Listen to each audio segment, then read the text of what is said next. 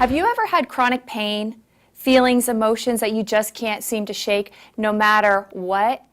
Past life regression therapist Chris Lee is here today to give us a different perspective on what that could be that's really going on. Hi, welcome to In and Out of Your Mind on We Digital, and I'm your host, Tina Brigley. I really want to introduce Chris Lee to the stage today. Chris, thank you so much for being here. Can you just tell us a little bit about who you are and what do you do? What it is that I'm a clinical hypnotherapist, and I specialize in past life regression therapy. Let me explain it this way. If you could eliminate permanent or persistent aches, pains, fears, phobias, debilitating emotions like anger, frustration, stuck feeling, and do this with no medicine, no hands-on healing, no surgery, would that be of interest? Yeah, I think so. That is what I do.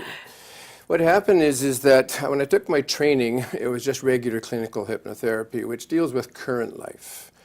And I wasn't sure about past life, but I saw a demonstration of it. One thing I do is when we go on tour, I do a 2-hour talk called Life in the Past Lane. And I like to stress right off the bat is that you don't have to believe in past life for my system, my method, my modality to work. You could think it's your imagination, think you made it up. Either way, the results will be that you don't have any aches, pains, fears, and phobias, that type of thing. Okay, before we move on, I know that the audience is probably having the same question as me, because I've been to one of those hypnotist shows where people are clucking like chickens. Now, what is the difference between like hypnotherapy and hypnosis, or like from your perspective? Because I think what you do is a little different than those shows that you see on TV. Those hypnotists use hypnosis just like I do, but it's for a different thing. They're called amusement. That's what happens. You see, when I do my talk, as I spend the first few minutes explaining to people what hypnosis is and isn't, because I know it's going to be hard to believe, but there's actually a fear of hypnosis, Tina.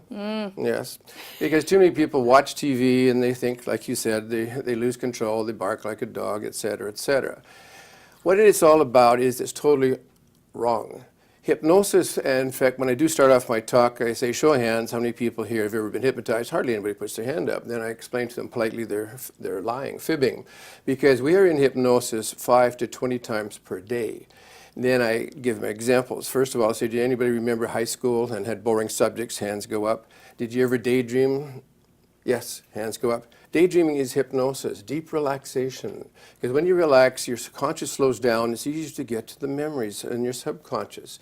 Another example, have you ever, Tina, read a book or watched TV so intently you don't hear people talking to you? All the time. Yes. That happens to me. Actually, I was driving back from Chicago last night, 5 hours, and I don't really remember even driving home. Like, I don't know if you have that experience too, where, you know, it was just so, I was so relaxed and just so... So your subconscious is there to help you, and it realizes you're just sort of daydreaming. It knows how to turn corners and drive back. A lot of people have been known to daydream all the way home and go realize that, what the heck am I doing here? I was going to stop and get some groceries or something, because it goes on automatic pilot. Another good example, though, to have people realize they've been sleeping in hypnosis is, anybody slept in the last 24 hours? How much deeper relaxed can you get? So your conscious is actually just a processor. It has to get the memories from the subconscious. Subconscious is kind of quiet, so the conscious, with its ego concerns, likes to think it's clever, but it's not. So that is why I explain how this whole thing works. So how do you get people like me, who have a very hard time relaxing and quieting my brain, to really get into a state of hypnosis, relaxation? How do you do that? Good question. When I work with my client, first of all, they sit in a chair. I get people that say, where do I lay down? And I say, why are you going to pay me to sleep? Because they think that the reaction of your mind is it's automatic, just like driving. If you lay down, it's going to go to sleep. Well, I can't talk to you when you're sleeping. So I have a client in the chair. And again, I can't hypnotize you. I do ask permission if I may work with you at the beginning of each session, and people say yes or no. Yes, that means then your subconscious knows that to be helped, that you need help. I will help you. So I do have a couple of methods to help you slow down quicker so that we can get to your memories so we can take care of the concerns. Do you remember one?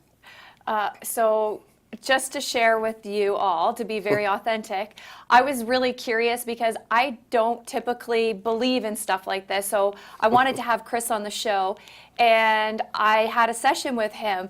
And one of the things that he had me do was put out my arm and close my eyes. And he said when I'm fully relaxed that I had a coin in my hand and it would fall out. And in my head, I was thinking, okay, is this really going to happen? Am I, I was stuck in my head. And then all of a sudden, the most bizarre thing happened. My arm started ticking like a clock. Like I could feel an electrical pulse. And then before I knew it, I was completely relaxed. So now once you put people in a state of hypnosis, in deep relaxation, what are the benefits of hypnosis? Because I think that's what the audience wants to know. Okay, I'm struggling with these things. What are the benefits? How can it help me? Well, basically, I work on cause and effect. Have you ever had stress? Oh gosh, no stress here. Did you ever get a stress headache from it? Yes. Most people do. And most people take a pill or aspirin for it. And quite likely, it does get rid of the headache. But does it get rid of the stress? No. No. Cause and effect. My system goes to the cause. What happens is that our body cells have a memory, and it's quite effective. In fact, the American Medical Association last year has given me some more info that I can use at my talks, which is they've proven that people with organ transplants are picking up the traits of the person that had that organ. So the body cells, aches and pains, that type of thing. What it's about is that we're here for lessons to learn. What your lesson is, I don't know, and I can't find it for you. But the point seems to be that when you don't finish your life lesson, whatever ache or pain occurred, like maybe you got hung or that type of thing, it stays and comes with us. It gets in the way, so it makes it difficult to finish your lesson when you have a lot of these debilitating emotions, aches, pains, that type of thing. Now, does hypnosis help I've heard of people quitting smoking through hypnosis, losing weight through hypnosis, getting rid of their pain. Is that something that can really, really benefit people? Oh, definitely. Except I use past life. Have you ever heard of people going on diets? Yes. I'm a health coach. And they lose weight, Yeah. and then after they take a break, it pops back. That happens most of the time. It's because he didn't get rid of the cause. That's the aspirin. What I have found is that when people want to work on weight, I simply say, and how it works is that people give me a list of what they'd like me to work on. And I don't, one thing I do like to point out, I'm not a reader. Right. I don't tell you that, hey, Tina, you were a gypsy in a past life. Well, what's that going to help you with? You can dance better, play the castanets, whatever. Nothing. My system works that you have to see it, and just in your mind's eye. So what happened is that it gets in the way. What happened? So when I say, let your subconscious show you where that problem or concern comes from, in your mind's eye, I don't know why it works, but it's, when you've done 1,000 of these and it works, you don't, if it ain't broken, don't fix it.